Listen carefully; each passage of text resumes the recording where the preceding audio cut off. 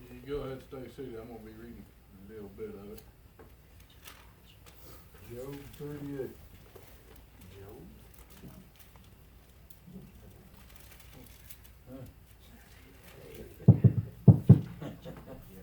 The book of Job. So Job, well, we all know his story. We know what happened to him and how everything he had was taken away. And, you know, a bunch of friends showed up to make him feel better, and by not trying to make him feel better, it made him feel a lot worse. And even though he maintained his righteousness and standing with the Lord, he did throw a bit of a pity party. This right here was the Lord's answer to him in his pity party. But I want to look at it from a different way. This is not about the pity party, but this verse right here, these verses right here bring something out, and that's what I want to explore on. But in Job 38, it starts and it says, Then the Lord answered Job out of the whirlwind and said, Who is this that darkeneth the counsels by words without knowledge? Gird up now thy loins like a man, for I will demand of thee, and answer thou me. Where wast thou when I laid the foundations of the earth? Declare if thou hast understanding. Who hath laid the measures thereof, if thou knowest? Or who hath stretched the line upon it? Whereupon are the foundations thereof fastened? Or who laid the cornerstone thereof? Said, when the morning stars sang together, and the sons of God shouted for joy. Or who shut up the sea with doors, and when it brake forth as if it had issues out of the womb? When I made the cloud the garment thereof, and thick darkness and swaddle band for it, and brake upon it for my decree place, and set bars and doors, and said, Hither thou shalt thou come, but no further, and here shall thy proud waves be stayed. Hast thou commanded the morning since the day, and caused the day spring to know his place, that it might take hold of the ends of the earth, and thy wickedness might be shaken out of it? It is turned as clay to seal, and they stand as a garment. Let's pray. Dear Lord, Heavenly Father, we thank you and praise you. Heavenly Father, as we come for all things and all ways. Jesus, use word, Lord.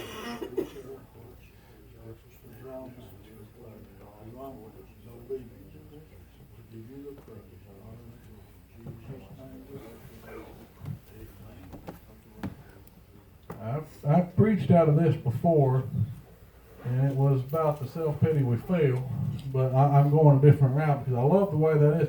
This, when I went to the ocean and got to see the ocean for the first time, this is what I sat on my balcony, and I read this verse a couple of times, and I pondered on it. I pondered on this verse because I watched the mighty waves.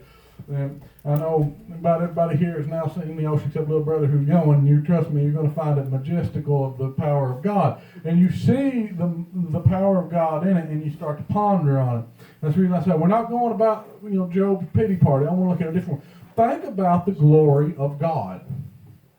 And I said, he asked Job this, and he said, I'm going to ask you some questions. Now gird yourself up like a man and answer me. And he said, where were you when I done these things? Where were you when I commanded the waves, come here, stay, no further, and that's as far as you're going? Where were you when I laid the foundations of the earth? Where were you when I set the sky up? Where were you when I set the stars into their sockets and called them by name? Where were you when all these things were done? The majesty and the power of God, the Almighty, when the Father, the Son, and the Holy Ghost, older than all of eternity, older than the eons before time. Before there was time, they were. What is that? It said, the way that God answered Moses, he said, I am that I am. He said, before there was anything else, God was. Before creation existed, Jesus was. Before the first formation of the earth, the Holy Spirit was. They have always been there. They're majestical, they're powerful, they're all-knowing, all-caring, all-loving, all-powerful, and all these things, because before there was even a place to come from, God came. And before there was a creation, God created. He is majestical and powerful. And this is a verse to ponder on. Where were we when God set forth the earth? Where were we when creation began? Where were we when he commanded the laws of the cosmos? Where were we when he commanded those laws that man is still trying to figure out today? Where were we? We were nowhere. So I'm posing the question to you, and this may sound like a pretty harsh question to any and every one of you. What makes you think you're so special? Amen. Right. Because in today's society, the biggest problem that we have is all about me. That's the mentality of every single person on this planet. That's the mentality of Israel that got them in trouble so many times. It's all about me. What makes me feel good? What makes me happy? What makes me do this? And they went after their other gods who gave them exactly what they wanted. Sound familiar? Yep. So what are they going after today? He said, like Joe said this morning in church, said in Sunday school, he said, listen, he said, a lot of people say, I don't care what church they go to as long as they're in church. Well, I care a lot. Because the mentality of people is, I want to do what makes me happy. Yes. What makes you so special? What is it about your happiness? It ain't about you. It's not about your happiness. It's not about our joy, which truly, if you serve the Lord, you will have joy in the Lord. Truest sense of joy. But the world is set up now to where we are focused on ourselves. Numero uno. What's looking out for number one? We are the only person that matters. That's the reason why charity has died. Yep. Do you know what charity is? Well, of course I know what charity is. Charity is me giving a little bit of money or a little money to the poor, a little bit of food to the homeless shelter, some clothing to the less fortunate. I donate like that's charity. No, look up the roots of the word charity. You will find it. 1 Corinthians chapter 13. Though I speak in the tongue of men and angels, if I have not charity, I'm a sounding brass or a tinkling cymbal. Charity means love. So, I don't want your pity. It's not my pity. It's my charity. Why don't have pity on me and give me charity? Charity is love. I'm giving you because I love you, not because I pity you. But charity, love, has died in this world. Why has it died? It died because we focus on self. What the whole world is set up for? I mean, look at it. You can't turn on the TV without it telling you, this is for you, do this for you, do this for yourself, worry about yourself. And they abortion. Yes, I can bring abortion into this and make it about that. Why is abortion so good? It's a woman's choice because it's good for her. It's good for her how? Because then she can live the life she wants. And I hate to say it this way, she can keep being a whore. That's what it is. That's what these women are doing. And this is the life that they are telling them that they can live. And to go out and just, there is no consequence. And these men can go out and be lazy and get on drugs and live a life up because somebody else is going to support me because I'm going to sit on the draw and I'm going to get a needle in my arm. I'm going to get a bottle of booze in me. And it's all about them. And no, that is not what life is about. Life is not about us. That's right. Amen. Life is about God. You are literally, fearfully, and wonderfully created. You were made for purpose. Every person's life has a purpose. I mean, we can step over. This is the point that love has died so much that we will step over the sick and dying and like, why are you even here? Why were you even born? And we kick them to the side. Well, you were created for there is purpose in every single person. Every person on this earth. I don't care how bad they are. I don't care how bad they have sunk to. I don't care what levels they have drawn to. God had a purpose for them. So I don't care how bad of drunks they are, how bad of murderers they are, I don't care how bad their sexual crimes are, I don't care how far gone they are into the homosexual side. God had a purpose for them. And yet we have lost sight of that. As a church, not the world has lost sight completely, but as a church we have lost sight also. Because we no longer look at them like that, we look at them with judgmental eyes. Is there judgment in the church? Is there judgment in Joshua? Yes, there is. I'm not perfect. Don't look at me saying, well, Josh is perfect. No, Josh is not perfect. Josh makes mistakes. Josh gets angry. Josh sits and looks at those people that show up in church for the, on Easter going, I see new people. I'm not perfect. And trust me, when everything I'm telling you here is not directed towards you, it's directed towards me because God's whooped me with this. Josh, you have lost the sense of love, and you have looked with judgmental eyes. Amen. And why do I have that right to do that? What gives me that right? What gives me the right to look and judge a man? Judge not lest ye be judged, for as you judge, so shall you be judged. Measure you shall be used against you. I have no right to send any man to hell. I have no right to preach them into heaven. There's only one judgment I am given, and that is the judgment of this word, as it judges my life. And my life needs to line up with this word before I say anything to anybody else. And when I say something to somebody else, it is not out of condemnation, but out of love. Because I want you here with me. I want you there with me. Oh, yes, thank you. And I keep asking that same question, what makes you special? Because it comes back to this. It comes back to this. Why do we have the right to lay judgment down on the world? Why do we have the right to condemn them? We don't. Because where were we when the foundation of this earth was laid? We were only a thought in God's mind at that time. A concept. He had not yet even brought us out of the dirt. The only one that's allowed to have pity is God. It reads right there in Psalms, it says, for as a father pitieth the son, so does he pitieth us, because he realizes our frame that we are but dust. You dirt. You are dirt. You have come forth from dirt and God's own spit. He molded you out of the ground. He breathed into your nostrils the breath of life. The reason you have free choice is He gave you a part of Himself. And you decide then that, I'm going to live my life my way. No. See, I've pondered and I've thought and I've wondered. It said everybody always wants to say that a loving God will not send me to hell. No, He won't. You send yourself to hell. Well, why is it?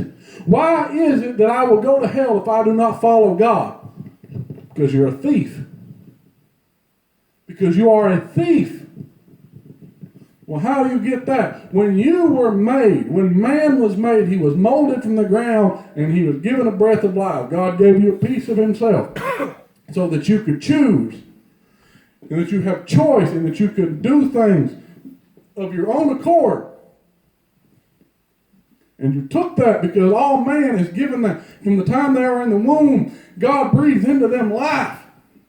That's when that heartbeat starts in the womb. And He breathes that into you, and you have that life, and you have that choice. And then when you choose to divert from God, from what the plans, He gave you the life, and He had the plan for you, and you diverted from it, you have stolen from Him. Amen. That's right.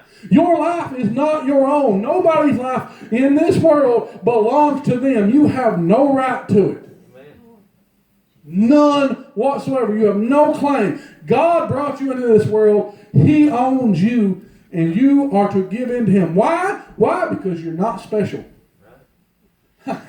God has a purpose for it. We are special in the way of His jobs He has for us. But we are not special as in we get to choose for ourselves. God chooses for you. That is that simple. Because we have no part in this creation. We have no control over anything here. I said, I don't care how much you... Scientists can think day and night and ponder on how this universe works. They can break it down and think, well, this is what makes this up. This is what makes this up. This is how a star is born. But you can't control that. You cannot birth a star of your own power. I don't care how much knowledge you got. I don't care how much of a mathematical equation they come up with. Well, this little mathematical equation this big can tell us how the cosmos work. Well, good. Use it. Build me a cosmos. You have no power, no concern over what's happening tomorrow can change anything. You can't change one gray hair on top of your head back to black. I can't change that. I'm going gray, and I can't turn it back. So I have no control over this. There's only one person who has control, and that is Jesus Christ, who was given that control by God the Father, who sits upon the throne, and it is driven out through the Holy Ghost which lives in us. They are the only one who have control. That Holy Trinity is so tight together that they are in one unison and never in disagreement. They are the only one that has that power. You have not that power. You are not special. Amen. Amen. Amen, God. Where were you when He commanded the waves? We think we're in control until the storm hits. Amen. I control my life. I'm the one that decides how it goes. I'm the one that decides how I live it. And I'm the one that decides how it ends. And then an F5 tornado touches down on your house. How much control you got then? Category 5 hurricane slams into your beachside home. How much control you got now? An F5 tornado touched down. In Scottsburg, was it? It's right there. It's Austin or Scottsburg. It's the part where they used to have the cannon factory. I know every one of y'all know where it's at. Big F5 touched down. These people thought, well, this is my life, this is my control. Bar, church. Bar. We have the control. We decide. F5 touched down. I used to do that entire city. No bar. Church still standing. No bar. How much control you got? Amen. Who guided that little thing? One was a bunch of brick buildings to level to the ground. Wooden church still standing. Yeah, come on, Josh. Tell him. How much control you got? Amen. How special are you? How do you command that weather? I distinctly remember a bunch of disciples being on a boat. Big storm hit, and they scared to death, and the master's sleeping in the back, and they wake him up, and all he says is, be calm. Storm stops. Who has the power here? Who can command the wind? Oh, thank you, Lord. Who tells the storm when to stop? Amen. Oh, thank you. How special are you? Don't get me wrong. If I get enough power in the Lord, if I get close enough like Elijah, who stood on the mountainside, he stood there on Mount Carmel in front of 450 priests of Baal, who hollered from daylight till dark, hollering and cutting and screaming, and they thinking, well, we have the power because we worship our own way and we do what makes us happy, and not one spark. Boy, I don't think it even got warm that day, did it? Elijah stands up and he says 67 words, all of which glorify God, and fire falls down from heaven, consumes an offering, consumes the rocks, consumes the water, consumes the dirt. I'm betting it left a crater in the ground. And the kicker is that Elijah wasn't special, and he realized he wasn't. He didn't make a show of it. He didn't make it look like he'd done it. He went up and said a silent little prayer, and he said, okay, God, for those who are standing here, it's up to you now. Whoosh. When David got into self, he got himself into trouble. But when he stood up and he glorified God, he told him, he said, look, I've slain a bear. I've slain a lion. I've slain a wolf. What's this dog to God? Wasn't to him. What's this dog to God? Who is this man who defies God? So when he stood in God, why? Because David realized, I'm not special. The victory, he told the giant, and I guarantee he claimed it loud enough that both armies could hear it from that little valley, and that little man, he said, you come at me with sword and spear, but I come at you with the Almighty. Because David realized, I ain't special. My victory comes from the Lord. Now, when you standing in the midst of the storm and that F5 tornado coming, said you got the Lord, you close enough, like Brother Darrell. It's not about your prayers. It's about the fact that you are literally close enough to the Lord that you skip line and you stand right there with that F5 coming at you, and you command it. Said, I come at you in the name of the Lord, and I command you to stop. I guarantee something's going to happen. Amen. But we got to get close enough to the Lord. And how do you get close enough to the Lord? You realize first and foremost, and I can't stop saying this enough, you ain't special. It ain't about you. When you make it about the Lord. Like I said, this is one message he beats me up. The Lord gives it to me. He whoops me with it. Yes. So I have to ask the question that's been asked to me for the better part of 2 weeks. In your so-called special life, what's more important? What is holding you back? This is what God has asked me. What is holding you back from me? I don't know. So that's an interesting thing when you say, I don't know, Lord. I'm not sure what's holding me back from you. And you have to evaluate yourself. You have to evaluate your life. You have to look deep. Boy, this is the time when you got to push a plate away. Amen. Now, I ain't done too good of a job of that, but I need to. I need to push that plate away, and I need to get closer to God, and I got to find out what it is, what this chasm is between me and you, Lord, that I can come to you. Amen. And why is it so important? Because I'm nothing. I'm nothing. I'm not special. I can't change my gray hairs. Sometimes I wish I could. They're starting to look a little bad on me. And so I can't command tomorrow. I can't stay the sun. I can't do like Joshua did in the Valley of Elam. That he commanded the sun to just stand still. In one of them valleys he commanded, he said, stay out there, and it stood. So why? Because he was that close to God. And if I go out there right now and tell that sun to stay there, you stay, it's going to keep moving. Why? Because there's something separating me from God. I don't want that separation. I was reading something, and somebody made this little cute comic strip out of the Peanuts comics, Charlie Brown, and it said, if a deaf man was to see me, because he can't hear me, would he see enough to know that I'm Christian?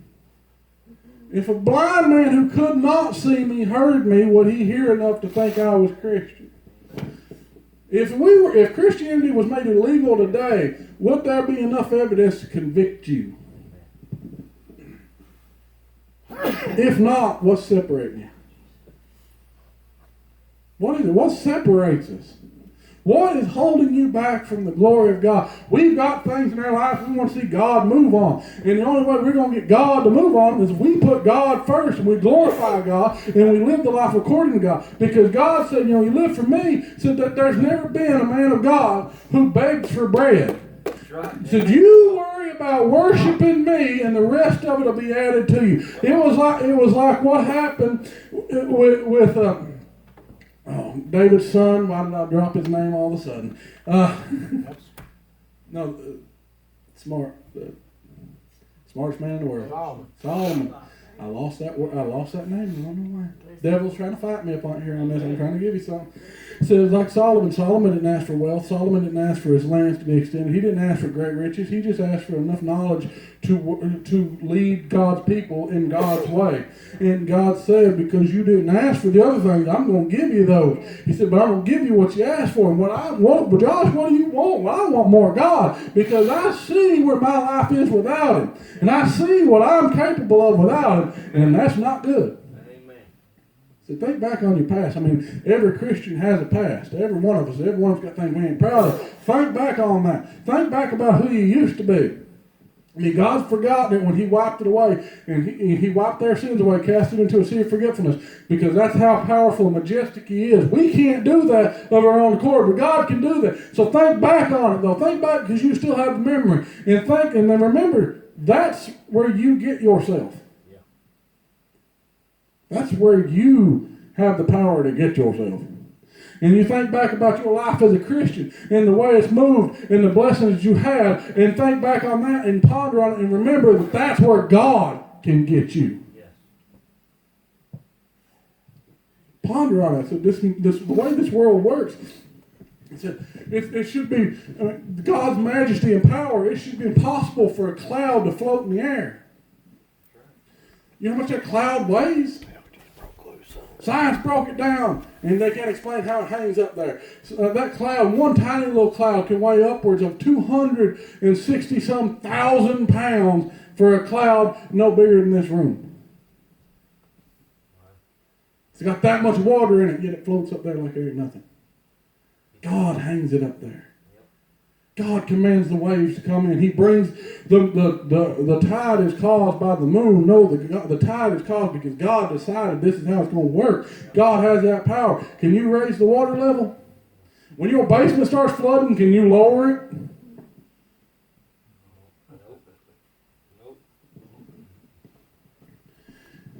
You're out hiking in the woods and you get a big grizzly bear after you. Can you command that grizzly bear to go away?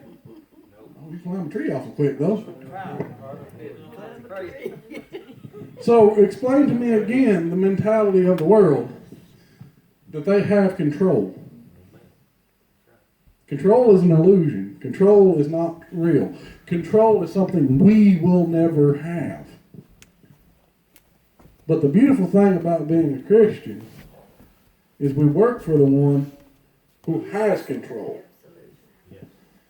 The Almighty God who commanded the Word, and it was made, and the Word was with God, and the Word was God. That's Jesus Christ. And from the very beginning, he said, oh, I just love reading it. I'm going to read you a little bit of Genesis. I ain't going to keep y'all much longer, but we're going to read a little bit of this.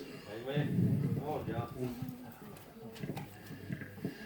In the beginning, God. If that ain't powerful enough on its own. In the beginning, there's no ifs, there's no ands. They're not making any excuse. They're not even trying to explain it. They just know it was. In the beginning, God created the heavens and the earth was without form and void, and darkness was upon the face of the deep, and the Spirit of God moved and upon the face of the waters, and God said, let there be light, and there was light. Right there's all three of them, all three of the Holy Trinity from the very beginning. In the beginning, God and it said he created the heavens and the earth, and the Spirit of God moved upon the surface of the earth, and the God said, and that's right there, that's the Spirit of God, that is the Father, and that is Jesus Christ, all in one from the very beginning. And what makes you think you're special? They were from the beginning, and they formed this world, they formed this universe, and they gave it command, and they gave it order from everything, and they created you with purpose, and your purpose is to serve the Lord and to do as He has said. And if that is your purpose, then what gives you the right to deny it from the one who gave you life? We're not special. I'm going to end it with that right there. So we ain't special. I don't know what makes us think we are. And whatever it is in our lives is dividing us from God, we need to get that out of our lives, and we need to focus more on God, get closer, push our plates away, turn the TV off, whatever it is we got to do to claw our way to the front of that line. Like Brother Darrell said, I'm tired of standing in line. I'm not special, but I've got a determination. I got problems. I've got issues. I've got a lost family.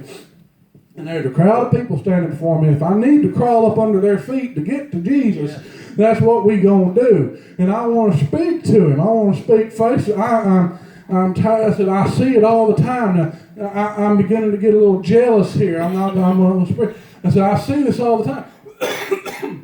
There's these people. You want to know how special we are we're going to live life our way. We're going to focus on God our way. Do you know what's converting a lot of them ISIS members to Christianity? Is they're having face-to-face conversations with Jesus. He showed Himself to them. Why? Because they're open to it. And they're looking. There's these prisoners in jail who is coming to Jesus because they're seeking after something wholeheartedly. And then they're finding God and they're seeing Him face-to-face. I've not seen Jesus face-to-face. And it makes me a little jealous that other people are getting to. And I have to evaluate, what was it in my life that divided me that I don't get to see my Lord? And I want to climb and claw and fight my way through the crowd like Brother Darrell said. And I want to get close enough. I want to cut that line. I want to meet Jesus. I want to speak to Him. I want to hold Him. I want to embrace Him. And in order to do that, I have to cut out whatever's dividing me. And whatever's dividing me, I have to let go. And in order to let go, I have to realize I'm not special enough to have something to divide me from the Lord. Amen. That's right. Because He is majestic. He's the one that commands the universe. Like, not me. I can't do nothing. I have a hard enough time getting up in the morning tying my shoes. But we relinquish it over to God and we ponder on His majesty. And when we understand His true power and how much power we don't have, it makes it easier to let go.